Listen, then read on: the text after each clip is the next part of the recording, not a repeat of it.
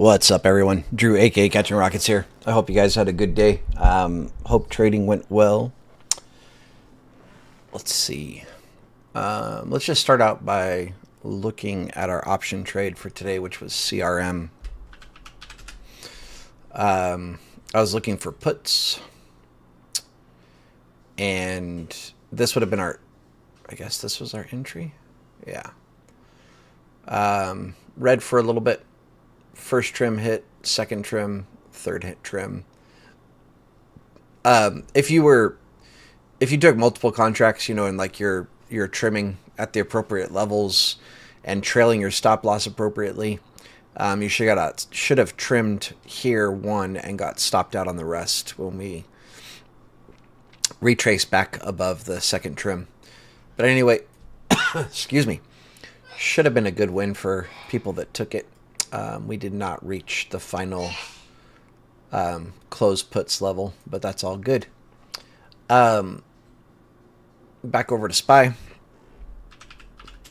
And hopefully you guys can hear me good.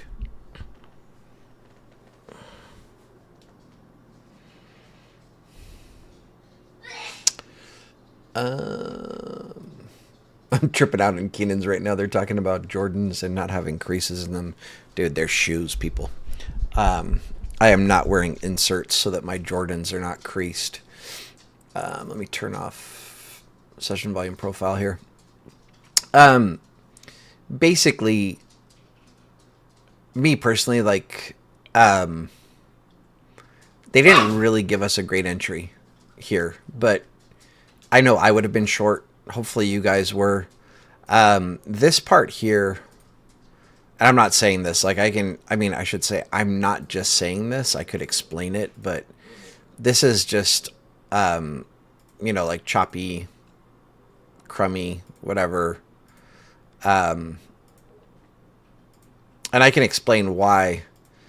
So, for me, this was the entry that I would have taken.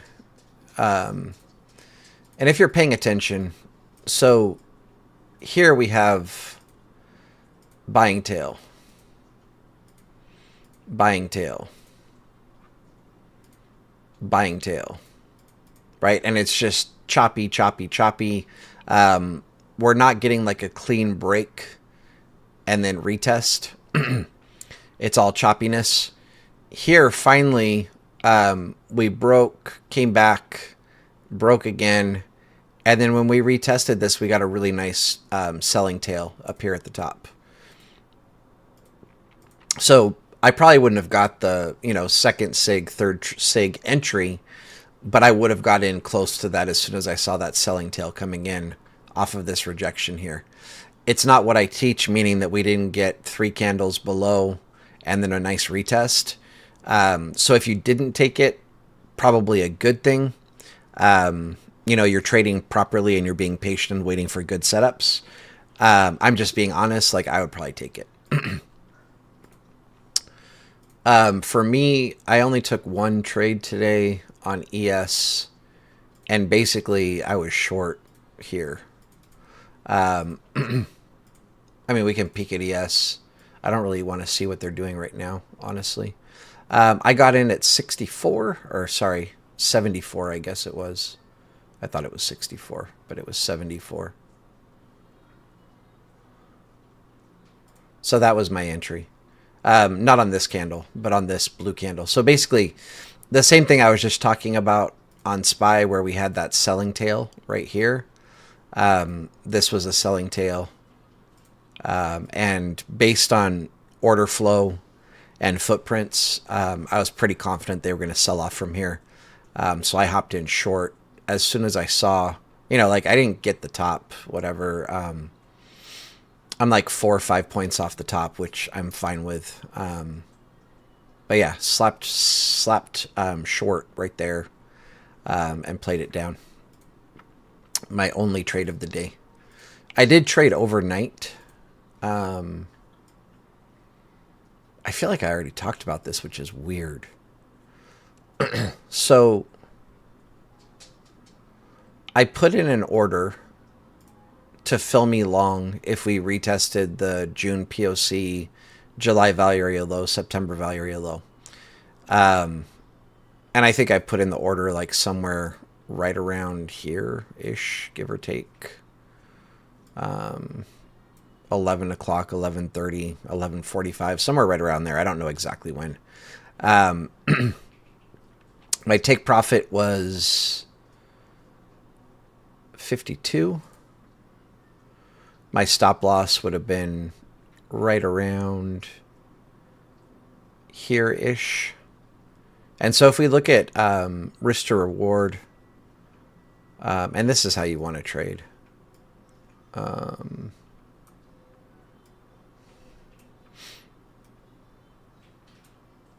This is not right because my risk to reward was not that. It was 4.6, right around there somewhere, was my stop loss. So risking $1 to make 4.5, give or take. And this was a pajama trade where I put in my orders and then went to bed and let it play out. I should also just kind of mention, I woke up, I don't even remember what time, but I woke up and I think we were like right around here. And the reason that I mentioned that I woke up is I woke up, I looked at my phone, and I was like, oh, wow, wild. You know, they filled me, came pretty close to my take profit, you know, and then sold back off. But I was like, I'm not worried about it. And then, what time is this? I woke up at 5 o'clock this morning. So like when price was right here, I saw them bring it back down to here. And then I saw basically them grind it all the way up and hit my take profit. Right. The reason I'm kind of showing this is if I had trailed my stop loss at any time during this trade, I would have got stopped out. I never would have reached my profit target. And that's the main thing to focus on when you're trying to become a trader is you don't want to trail your stop loss. And unfortunately, a lot of people teach that because they think taking, like small wins is better than taking a loss. And you're completely wrong. So if I'm in a trade and every time I'm in a trade and it goes against me, I'm hitting 100% of my stop loss. But then when I'm in a green trade, I go, green is green, and like it does this, and then I move my stop loss up, and then it goes and does this, stops me out, and then goes up and hits my take profit. And so basically 100% of the time when I'm wrong, it's hitting my full stop loss, and very rarely am I ever making it to my take profit level. That is exactly how you don't want to trade. And then even worse than that is people that do this. Like when they're red in a trade and it's approaching their stop loss, they go, oh crap, let me move my stop loss further away. So now you're not even getting a minimum of 1 risk to reward. You're like at 1.5 reward to 1 risk, and you're just never going to end up being profitable doing this if you start doing the math on it. What's up, Nora? What's up?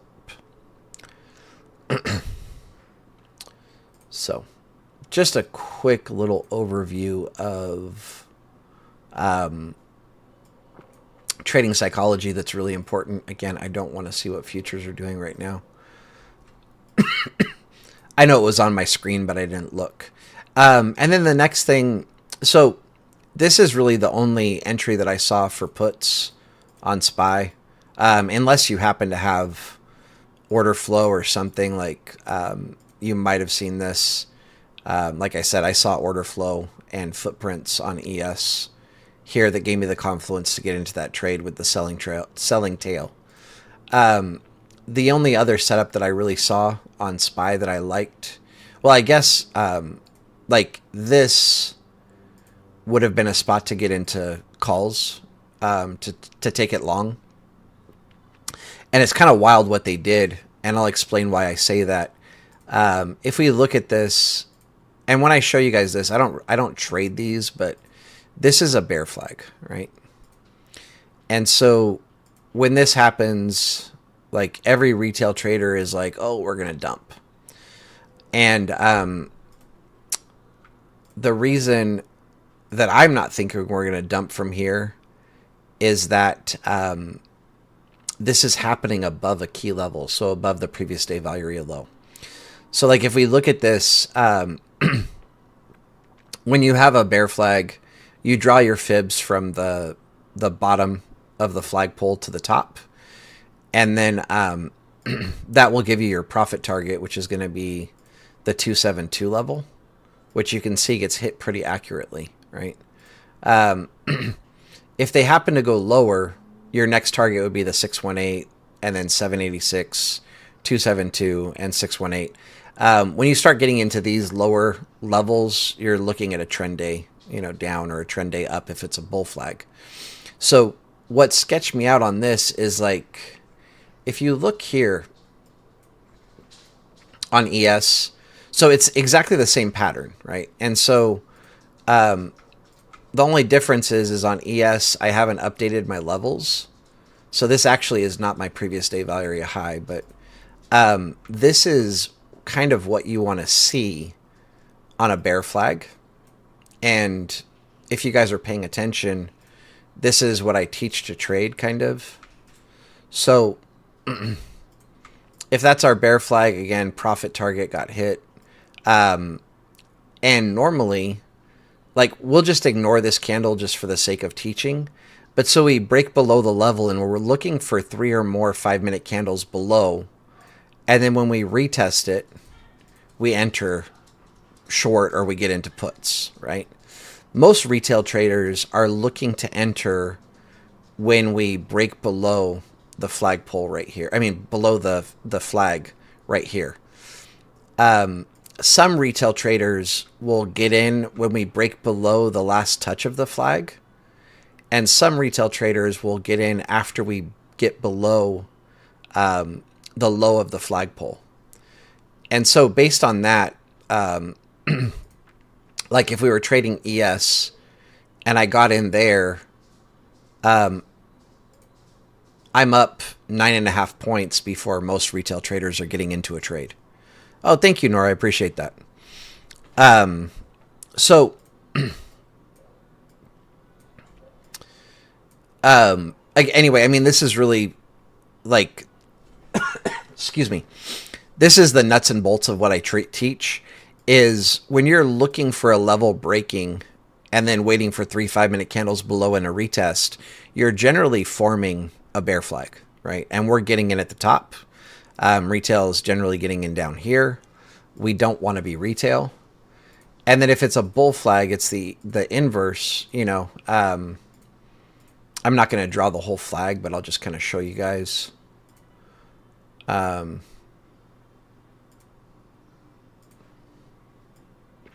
Actually, we'll just do this. Dude, how long has it been since I updated my levels?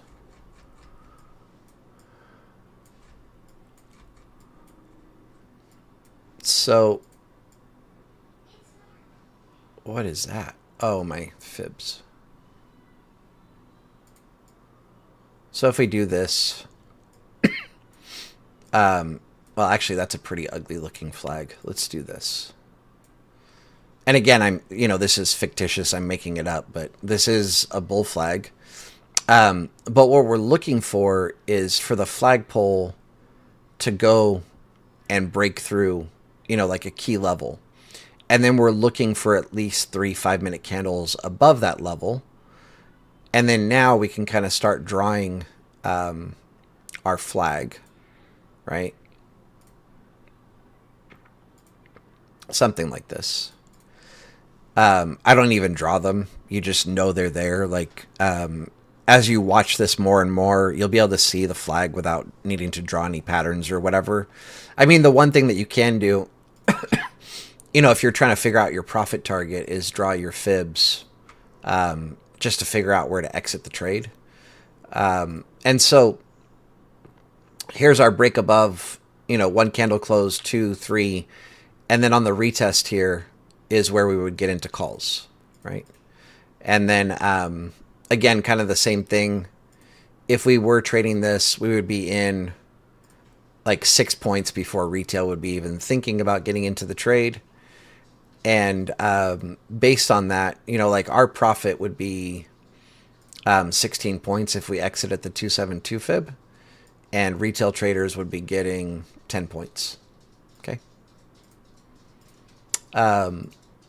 So really, if you guys haven't figured it out yet, that's really kind of what we teach is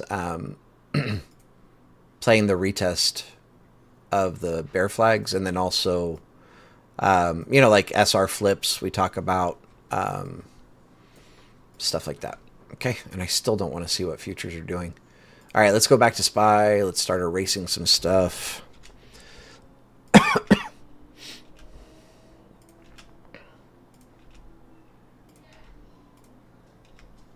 Oh, I don't know if I mentioned, but anyway, this was, let me go back really quick. So this was our entry here, right? For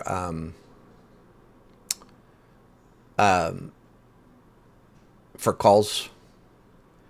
And I don't know if I finished the sentence, but this should have been an entry for calls. We came down, touched it, had 3 5-minute candles close above, retested, and we would be looking, for something like this. But they duked us out and they ended up going lower. And again, we would want to see generally the bear flag to form below the key level and then retest and then get into puts or enter short. But they faked out on this one. Generally, when you see a bear flag form above a key level like this, they're about to fake out all of retail. So like any retail traders that don't know, that don't know volume profile, they wouldn't have the previous day value area low on their chart. And so they wouldn't know that the bear flag is forming above what would be a key support level. And generally, when that happens, they'll do something like this. But today, I guess they faked out the people that do know volume profile, and they ended up going lower, and they would have stopped everybody out before they formed another bull flag, gave us the retest, and then you would have got onto calls there. Okay. A little bit disappointed in myself that this bubble didn't encompass this, but I didn't really think they were going to bounce at the July POC, previous week POC, but whatever. It is what it is. Can't win them all. Oh, and then just so you guys know, I looked over, excuse me, a bunch of, or my normal number of ticker symbols today. I didn't find any option setups for today that I liked. I did kind of share on, and I should say this about CRM. I'm also very disappointed about myself that I didn't tell you guys on a retest of this to get in short or to get puts on CRM. I drew this a while ago. This was my level. I think when we were running up here, I was looking for puts there. They didn't give it to us. This was the retest that I was looking for. And I thought there was a chance they might do it today, but I was more leaning towards them just being bearish. I thought there might be even a chance that they open below my entry. So I wasn't really thinking this, and I should have been, unfortunately. But with that said, Roku is about to dump. The only thing is I don't have an entry that I love. I can kind of tell you guys, like, if they give this, it would not be a bad spot to get in, right? And they've already hit it, kind of, so even if they gave this here, would be nice. And once that happens, like if you don't get that entry, from there things get a little bit harder, and that's why I'm not giving this as a setup. But like you could possibly enter here, maybe just a tiny bit lower, like 65 or something like that.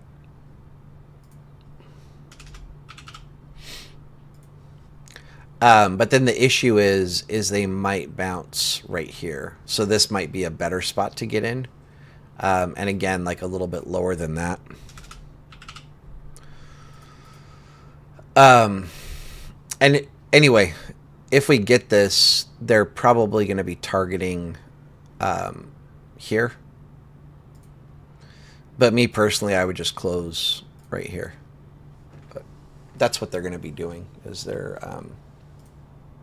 going here. Okay. But again, like I don't have an entry that I love. I don't want to give, like if they happen to give us the retest of this level, that would be a great level to get inputs. But then the next level that I see, it's like we're talking about 2 points below where price is currently at, and I don't really like giving setups that far away. And then the safer entry is even lower. You know what I mean? So I don't really feel comfortable calling this out. Again, if they give this to you tomorrow, I would take it for puts. If we sell off and open like right here or something, then I would take the break of this for puts. But I'm not going to put this on my sheet of stuff that I'm calling out. I just kind of wanted to show you what I'm seeing. Brandon, yes, that's the ES is the E-mini for SPY. Or wait, I think it is. E-mini futures, yeah. Okay. Let's start charting here. 5 minute, 30 minute.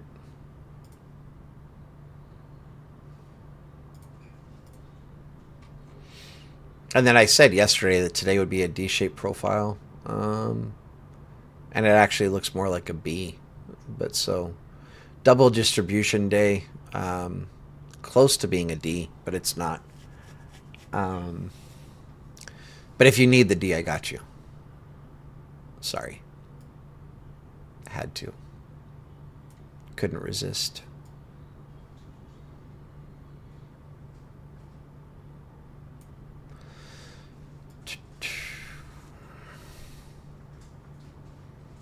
And then we're going to have a spike on the M period.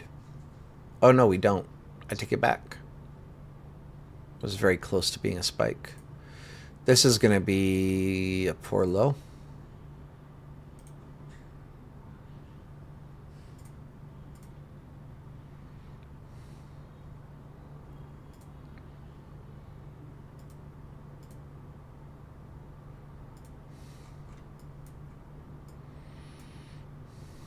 And single prints at the top. Let me guess, we have decreasing volume today on SPY. Oh, excuse me.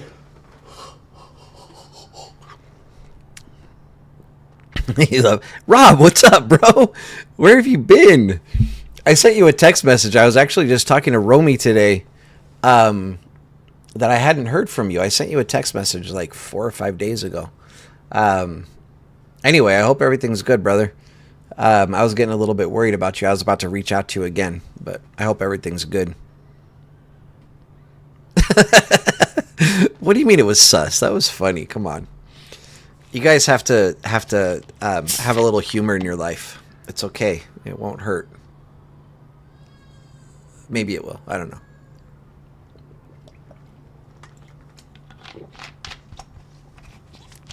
I'll spit on it first. Okay. All right, I'm done being corny now. Let's see.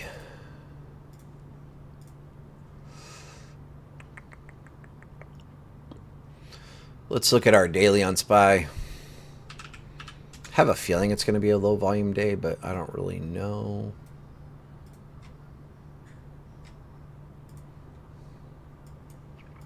It is.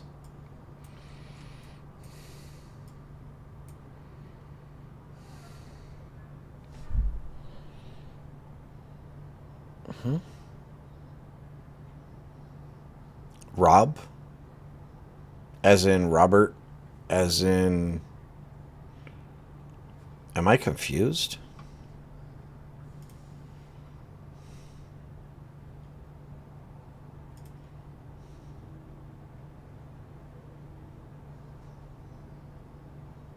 I must be confused.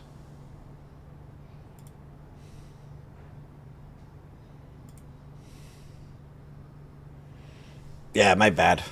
Other Rob. It's confusing because he has. Yeah, yeah, I got you. My bad.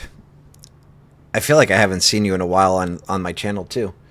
But well, shoot. Now I have to reach out to Rob, the other Rob.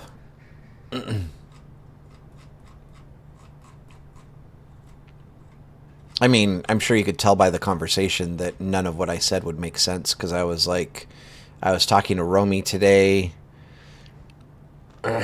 I'm pretty sure you don't know Romy, but yeah. Yeah, so anyway, Robert is a personal friend and he has two accounts on YouTube, and one, his name is, I forget, something weird, and the other one is just plain Rob. And um so it confuses me like when he switches back and forth. So anyway, and then he's also a moderator on my channel, so just confusion on confusion. So what kind of a candle is this, everybody? Is this a bullish, bearish, indecision, decreasing volume?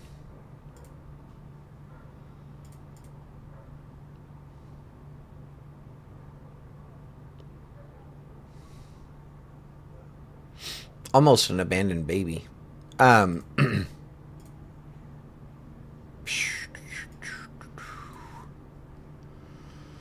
I'm hoping. I mean, I really don't care too much about this.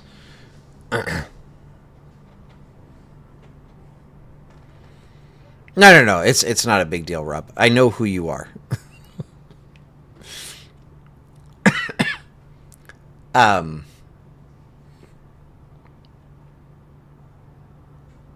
yeah, it's not a big deal. I don't need to message you. I'm hoping that we have enough powder to take it up to here so we can bring it back down to here. Or maybe even here. I don't know. But I also wouldn't mind if they just did this right now. So, like, take your pick. I'm not picky. But to me, this is it's a bearish candle. It's an indecision candle. And it's on low volume. And we're kind of, right now we're at the top of the range on daily. We just made a new higher high, right? So it looks kind of funky, but this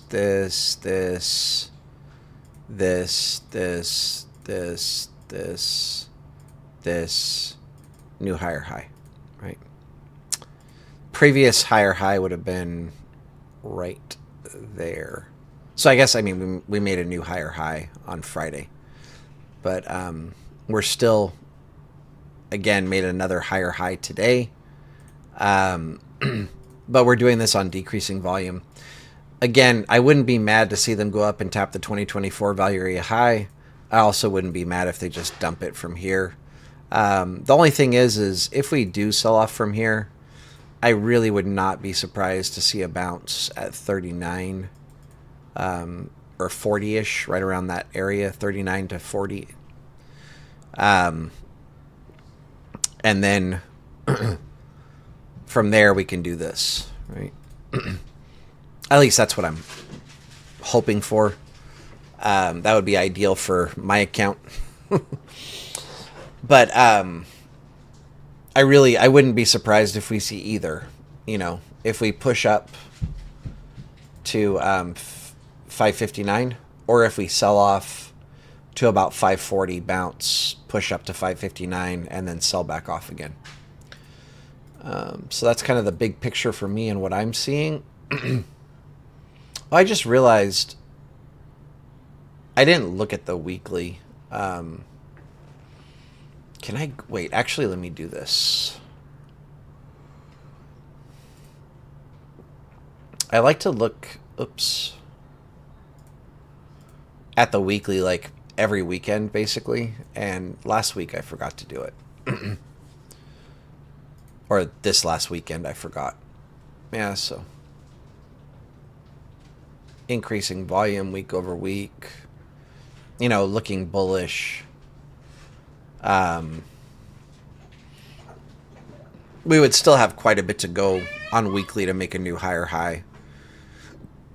They would need to break over 576 or 577. Okay.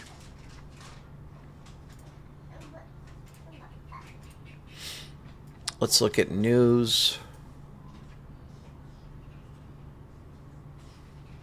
Nice, Rob.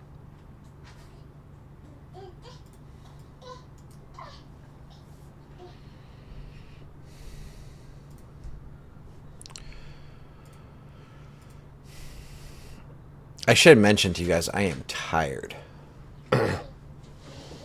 So if I'm like scatterbrained and all over the place, that's why. All right, so 30 minutes after the open, we have Jolts, which is going to give us some wild candles. And then that's it for the rest of the day. After close, we have like CPI in Australia, manufacturing PMI in Canada. So those will give us some moves if you're trading futures. KG, yes. And it's not, I mean, I feel like we already demonstrated that. So like, if you go to 5 minutes, this is where I took short today on ES, this candle here. This is where you possibly should have been in puts if you missed this. And if we go over and look at ES,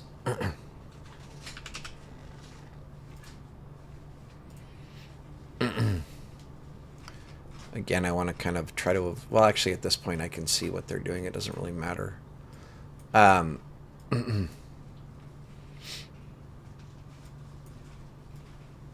So exactly the same. This is where I went short on SPY. Same time, same candle. This is where you should have been short if you were trading SPY and you didn't catch this. This is that bear flag that they formed right here. Oops, what was that?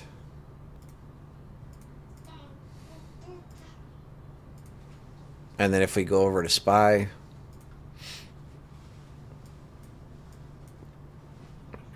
this is that same bear flag that they formed right here.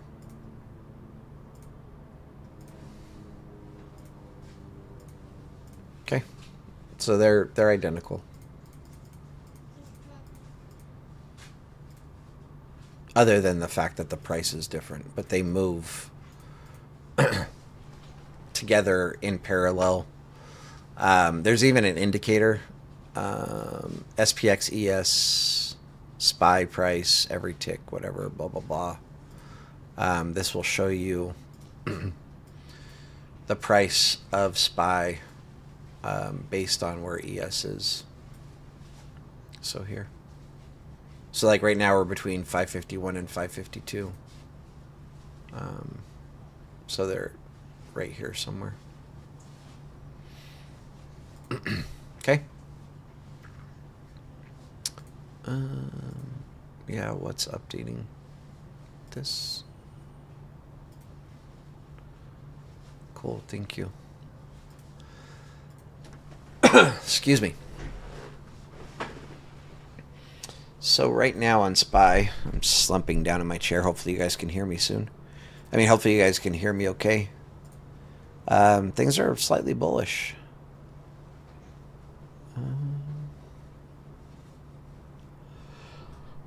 Oh, excuse me. Oh.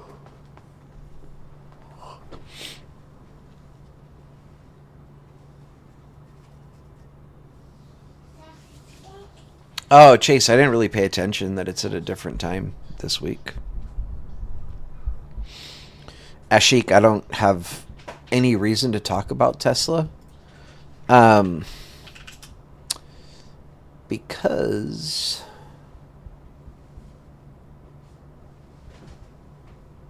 well, I guess I can talk a little bit. They're coming here.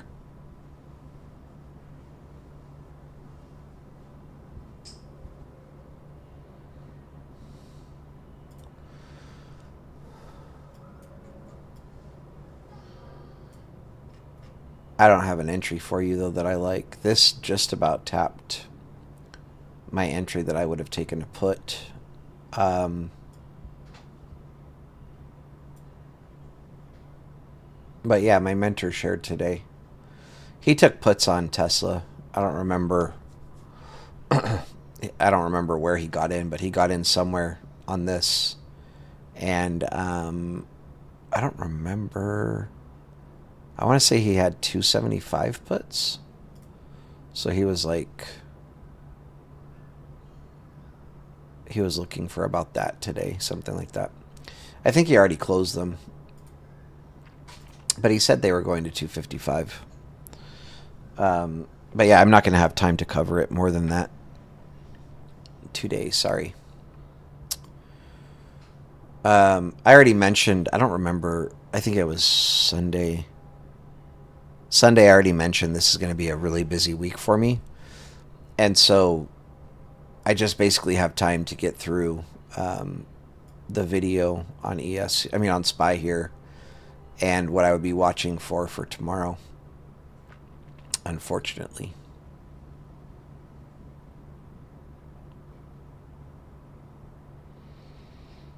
I actually kind of like that they're pushing up right now. Um,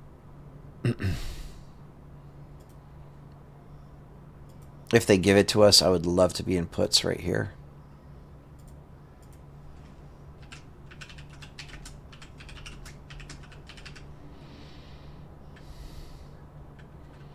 It's all good, David. I forgot to move my previous day POC? Okay. Well, thank you for letting me know.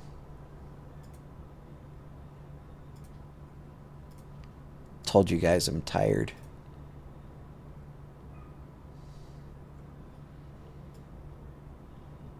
Thank you so much for letting me know.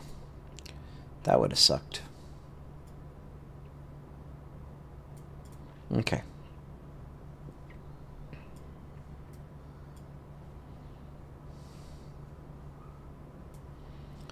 So this has now been cleaned up.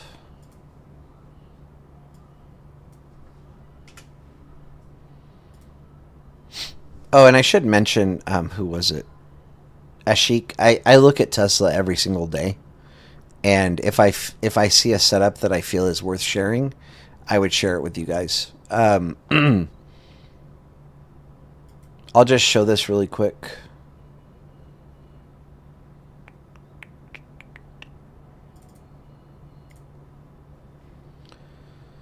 So this is every single trade that I've called out since February. 15 wins, 2 losses. I feel like we should have some Tesla in here, but we don't. I'm trying to think of the right wording, but like I'm very selective about what I'm willing to share on my channel as far as setups for trades. I only want to share A++ setups that I think are going to work out and that are going to hit. And if I don't see an A++ setup on Tesla, I'm not going to share it with the channel. And that would apply to any ticker symbol. And so like sometimes people will ask me for ticker symbols that I don't look at on a daily basis. I don't mind looking to see if there's a really good setup if I have time. But, the bigger names, whatever, Amazon, Netflix, JPM, Tesla, Apple, CRM, McDonald's, DocuSign, like on and on, Google, whatever. I look at all of those every single day. Like I look at, I would say roughly 70 tickers. And basically it's any ticker that has an average true range over 2, which means that it moves 2 points or more in a day, and has options, meaning that you can trade options. I look at every single day. Well, assuming I have time. I don't always have time to look at them, but I do look at them pretty much every day as long as I have time. And so asking me to look at Tesla, I've already looked at it. Yeah, I look at Costco. Um, why puts at single prints instead of previous day value area high? Do you see my circle? Does my circle encompass the previous day value high and also single prints? It does. So I'm looking. There's a chance that we reject here. Ideal entry would be if we tap this, you just hit puts without even thinking. Okay. Oh, we can draw SIGs. I didn't do that. We can draw SIGs on the last 3 days. I still don't like that this is barely overlapping, but whatever. We'll do it.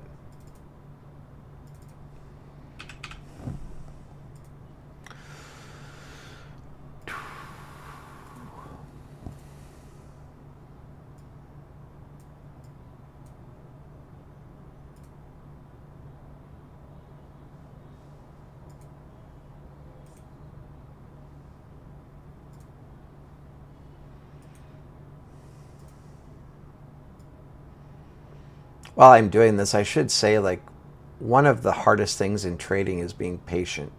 And so, with that said, if you chart your own charts and you see something you think you like on Tesla or whatever else, trade it. But if I saw something, I would tell you guys. And if I'm excited about what I see, I'll definitely tell you guys. And, sometimes we just have to be patient and wait for a good setup. And we're not always going to have a good setup on every single ticker symbol, So.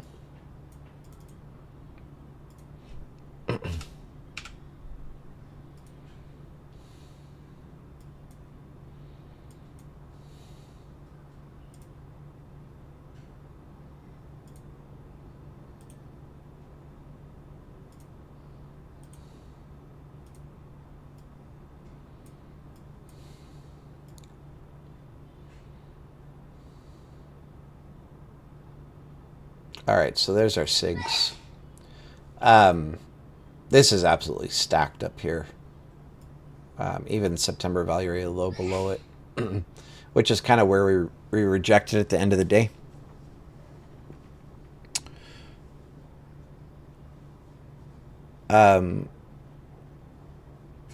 Cry Kids, I hope I said that right. My thought on Bitcoin is it's not at a place that you want to be buying. This would be a place to sell. I would even be entertaining crypto right now. This is my sell zone. And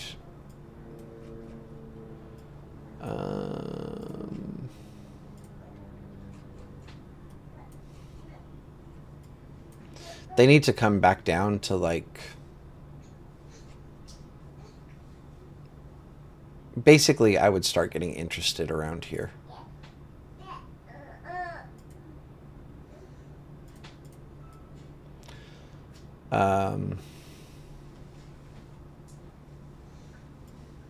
Yeah. But yeah, right now it's in my sell zone. This is not a place to be buying. So I have like a good friend that's a neighbor that works with me. We actually carpool together a lot. I told her to sell all of her crypto right around here.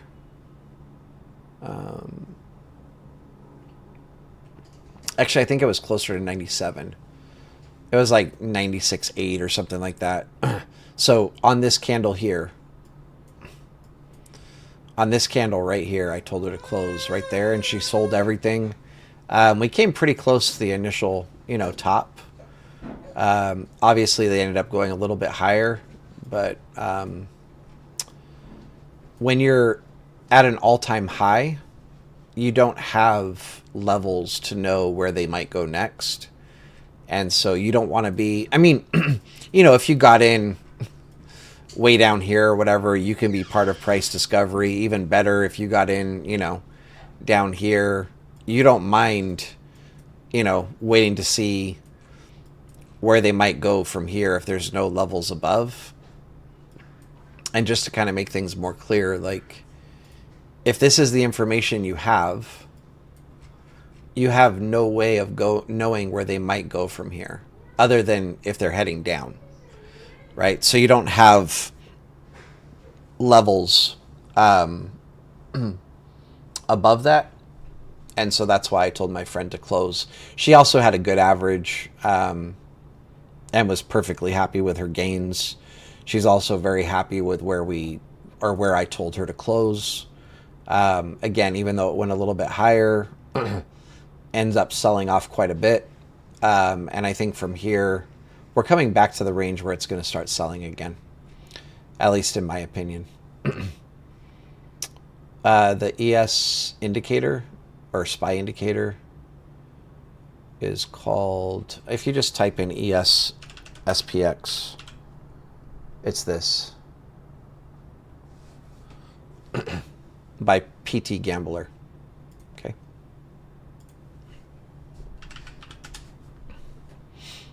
All right, no more getting sidetracked. I got to get through this so that I can take off.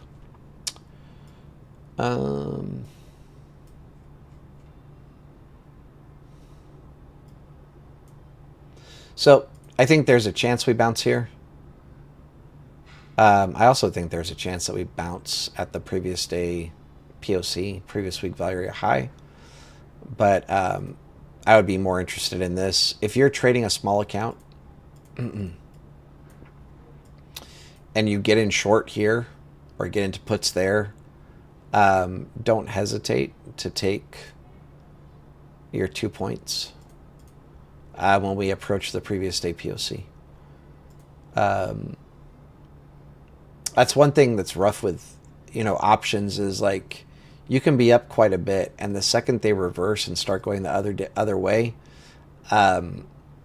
your contracts start getting slammed on losing value.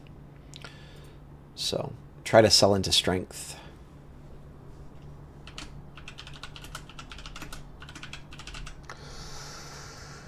And then finally, this is where I would be most interested in getting in long. Would be right through this level here, or calls, I should say.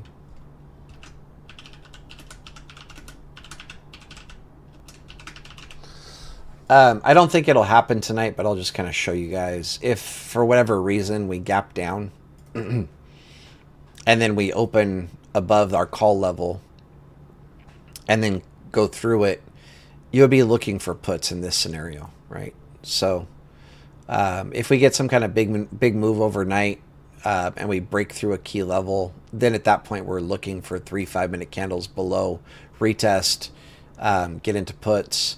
Same thing if they, if we break over, like a key level, like let's just say they did this, you would be, you would then be looking for calls at that point.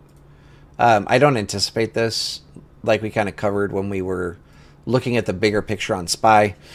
We have a pretty big indecision candle that is slightly bearish, decreasing volume as we're kind of coming up to a key level, the 2024 value area high.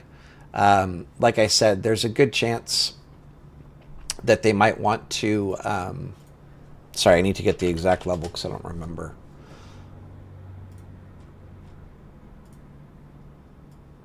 There's a chance that they might want to go, from here, reject, go back down to 540, bounce, go to 2024 value area high, and then sell off from there.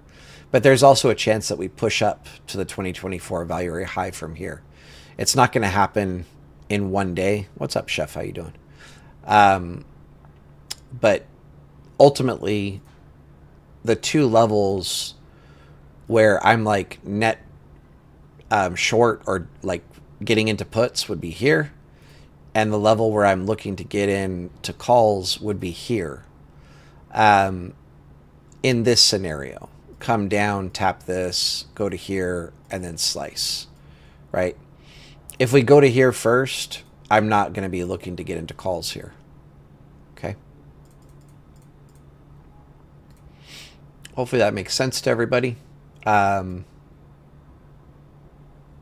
yeah, if we're up in here, I mean, it's just stacked. We should get a rejection from here. If they happen to do something funky like this, with this level being so stacked, I would be interested in puts there as well. But on that specific scenario, 3 candles below, retest, puts. Okay. I'm going to go ahead and screenshot and share this in Keenan's. If you guys have any questions, now would be the time. And questions do not mean asking for ticker symbols. I don't have time for all that. But if you have questions about anything else, let me know, and I will answer you before I take off for the day.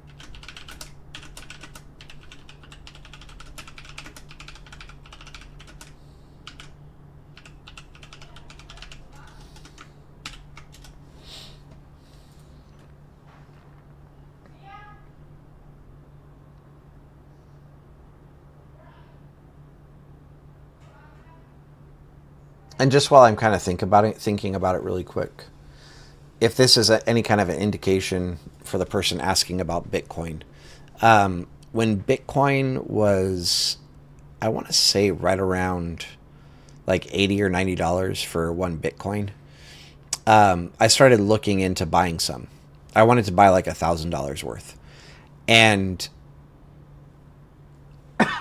when I say this, I'm going to sound old, but whatever. I'm actually very computer savvy, but when I initially started trying to look into it, I didn't give it very much thought. I was kind of like, like it would kind of be cool to buy like $1,000 worth. And then, I started like trying to research how to buy it. And I was like, this shit's way too confusing. Like, I'm good. Like, I'm over it. And so I just like, I never looked at it again. And I know that if I put any kind of time into it, like I could have learned how to buy it and like, within a very short amount of time. But I just kind of thought about it, looked into it for a second, never really took it further than that, never bought any. And I was just over it. And then the next time I really looked at Bitcoin, I want to say it was right around $1,700, and I bought some there. And I have a coworker. I told him to buy some right around the same price. I think his average ended up being about $2,300. He bought like 5 coins, I want to say. And when it hit like 20,000 the first time, we both closed. He ended up taking that money and paid his taxes, and then he used the rest for a down payment on a house. And I have not even thought about buying Bitcoin since then. Just has never been at a price that I feel like is something where I want to be really investing. Like at this point, at $100,000, you would need $100,000 to buy one Bitcoin. And if you don't have that much, like it would have to move so monumentally for you to really make any kind of money.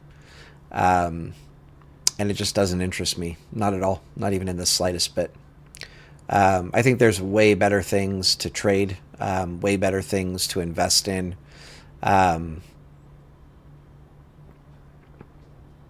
Yeah, I mean, I get that, David Ryan. I understand the whole idea of cryptocurrency, and I think as a nation and as like a global economy, we're going to end up going to some form of a cryptocurrency. or whatever, a digital currency instead of paper money, whatever else, blah, blah, blah, blah, blah. It's just a matter of time.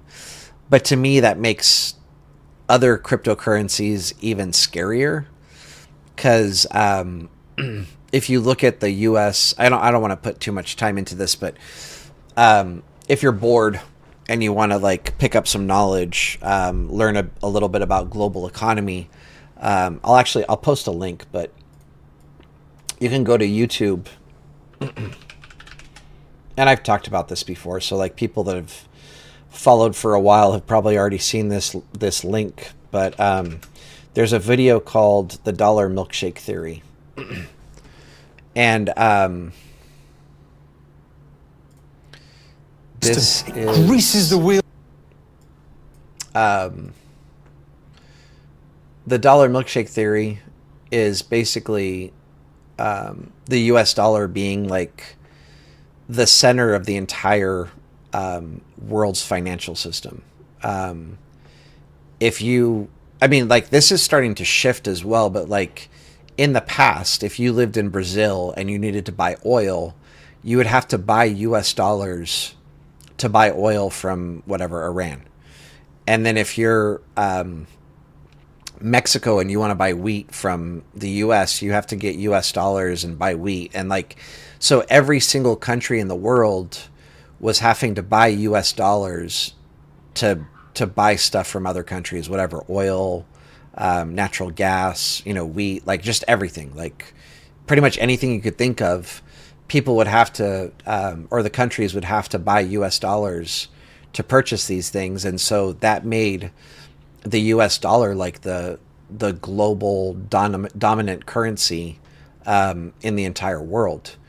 And I think as we shift into, and again, I'm going to share this link, as we shift into like a digital currency or some kind of, like national or global digital currency, whether it's cryptocurrency or just a digital currency, I don't think the U.S. is going to allow any other cryptocurrency to be strong. Like they're going to take them out because the U.S. is going to want to be the dominant currency in the world.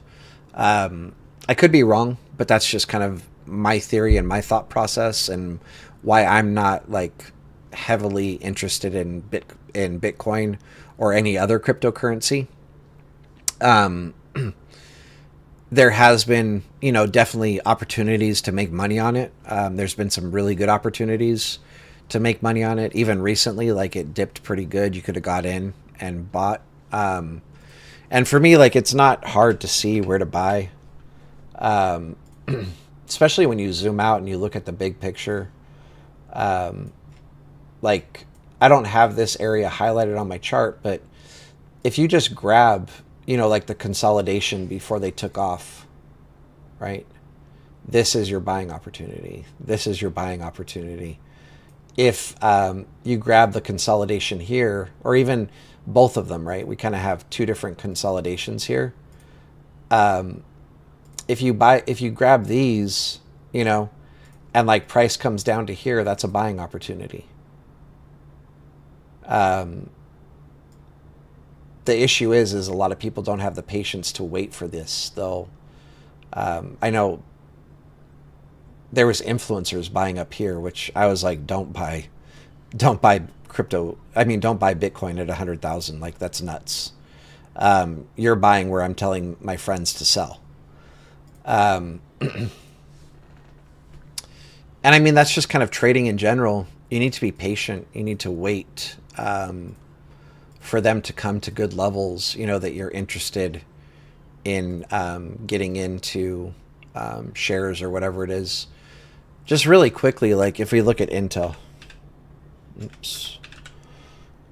this is a company like I'm pretty heavily invested in. And this is, well, I was looking to buy here, to buy more shares. And when we broke below this here, I started buying down in this range. And then, like from here, we've spiked up, went back up to this level, came back down, spiked back up, back down, spiked back up, back down. But in general, we've been trading down here for 271 days. um, when something like that happens, this is where, like you can look at like kind of anything historically. If you look at Intel, like we're at like a lower low right now, right? And so being down here when they're consolidating generally means that like market makers or whatever else are buying it up and then they're going to send it flying, right? Um, like you can find this used to be a buy zone, back in '07, 2011, 2012. Like this has been a spot to buy. 2001. You can even go further back. It was a spot to buy here in 98, 97. If we extend this out, like this has been a buy zone for a while. And from there, they'll rip, take off, come back, take off, come back, take off, come back. And so like anything that you're interested in trading, you just zoom out and you look where they're consolidating. I think one of the largest consolidations I've ever seen, and I kind of talk about this a lot, but if you look at Amazon, where is it? Am I losing my mind? Is it monthly candles?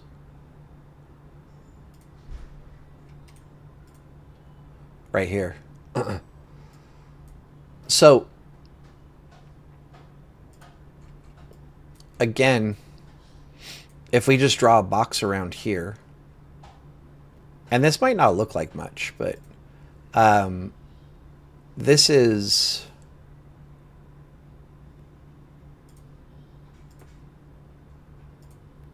$639 days they were trading in this area. And then they lost it. They retested it, which was a great short. Sold off more, regained it, and then retested, took off. If you weren't buying here, this was your time to buy, right? Or even here. So you just look for the consolidations. Same thing. Investing is very easy. Draw a box around the consolidation. They come back to it, you buy. Draw a box around the consolidation, come back to it, you buy.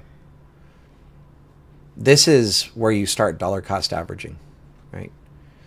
Because if they hit here, I don't know, let's just say you have $5,000 you want to invest in Amazon. They hit here, you buy $500 worth. And then a week later, you buy another $500 worth. And then a week later, you buy another $500 worth. And then a week later, you buy another $500 worth. I think we're at like 2,000. And then a week later, you buy another $500 worth. And then they rip it. And you only got filled on, half of $2,500 out of your $5,000. And then when they come back down to here, you grab another 5, another 5, another 5, and then they send it again.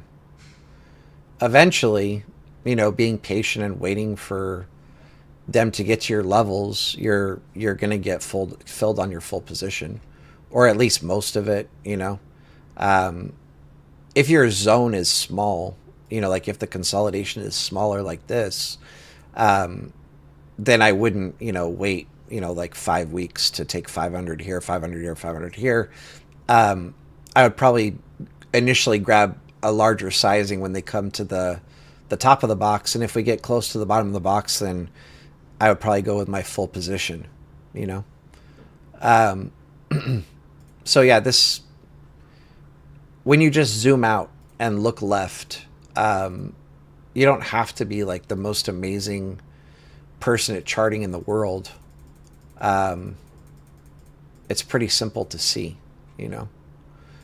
And you guys have seen me do this enough times where somebody will be like, hey, what about this ticker symbol? And I'll look at it really quickly and I'll just be like, oh, like, if we come back to this level, we're probably going to bounce. And then, it does.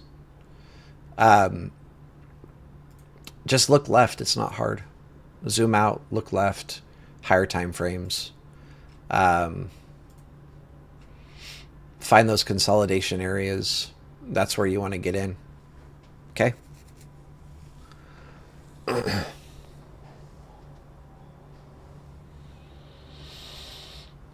Almighty Beard Man, that is definitely a possibility. But I just don't know, how the U.S. government would go about controlling it, if that makes sense. Because as of right now, they don't even know who invented Bitcoin, right? So we don't even know who invented Bitcoin, and again, like I don't have a ton of information on this, but like that dude that did invent it could have a bunch of coins, and he could rug pull it or something. Which, I mean, it's big enough that I don't even know that that's possible. But I don't even know. Like, what if he has some kill switch or something? Like he just shuts it off. I don't know. Again, I don't even know if any of those things are possibilities, but them not knowing who invented it like makes it even sketchier to me, if that makes sense. Like, I'm sure there's a way probably to look at the code, or actually, I don't even know about that. But yeah, again, like just not even knowing who invented Bitcoin makes it even sketchier to me. The whole purpose of it was to be able to do anonymous transactions and be anonymous basically while you're moving money around and washing money or doing whatever else. Chef, I've been trading since 2019, or I should say I've been trading seriously since 2019, like where I'm seriously like studying and trying to learn. Oh, so they know who owns it? Or are you saying it's owned by Satoshi and nobody knows who that person is? Because I thought forever they had no idea who invented Bitcoin.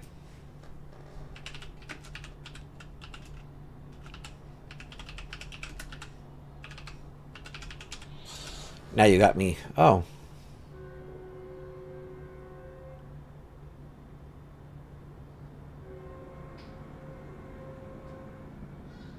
Okay, but yeah, they don't know who that person is. Yeah, okay. I was like, who's Satoshi? Like, oh, they found out who owns it? But yeah, it's just a fictitious name, and they don't know. Okay. All right. I thought they didn't know who he was, but okay. Okay. Yeah, I don't. It's not a big deal. But yeah, I thought that we didn't even have a name, but I guess I'm wrong.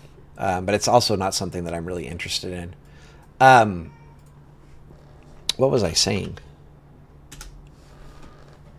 I was going to say something of some kind of importance.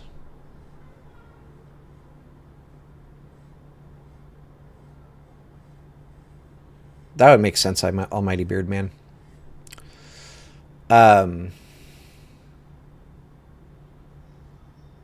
Oh, so you're saying, like almost a million Bitcoin is owned by Satoshi. I didn't read that. I just read it's owned by him. I didn't finish. Sorry. So now I just remembered what I was saying. I didn't finish talking about how long I've been trading. I got serious about trading in 2019, where I started like studying and learning and trying to get better. Before that, I guess I was more of just an investor, where I would buy shares, buy stocks. I kind of did terrible. I was really good at buying the top and then the company dying and going under. So, yeah. But I started getting serious in 2019. All right. With that said, I'm going to call it here. I got to go. My son, I have to take him to his next band practice, which I need to walk out the door in 5 minutes. So, with that said, much love, much respect, everybody. I'll just say hi to everybody. I didn't really have time to say hi to everybody like I normally do. But I think, right now we're up to like 6,000 subscribers, and as the channel's getting bigger and bigger, I'm not going to be able to say hi to everybody individually anymore, without taking up a bunch of time. So as always, huge thanks to all the subscribers. Extra big thanks to the people that talk and ask questions and keep things interesting. Extra big thanks to the friends of the stream. And if you're new here, basically what this channel is 5 days a week. I'll chart SPY Sunday through Thursday. Go over what I'm looking for the next day as far as setups on SPY. And then normally like at least once a week, sometimes more, I'll cover option setups that I'm looking at. We have a very high win rate on call outs on option trades. And then and I guess the best thing about that is it's all fact checkable, where I call them out live the night before, and then, you know, you could go back and rewatch videos and, you know, confirm that what I'm saying is true. We're calling it out before it happens. Can't fake any of that. Unless I was a time traveler, which I might be. I don't know. Maybe, possibly, allegedly. And then generally, like once or twice a month, we'll do education where we cover and teach and talk about how to trade, how to look for setups. We did a little bit of education today, which generally kind of happens, you know, on these daily videos. We'll end up talking about something that has to do with how we look for setups and how we look for trades. If you enjoy the channel, I would love a sub. If you don't, then best of luck to you, and I hope you find what you're looking for. With that said, much love, much respect to everybody. Peace out. We will see you tomorrow. Bye. Or hopefully I'll see you tomorrow. Like I said, I've got a really busy week, but I should be able to see you. Oh, and then for the people in the mentor group, we'll be live 10:30 p.m. tonight. We'll see you then. All right. Much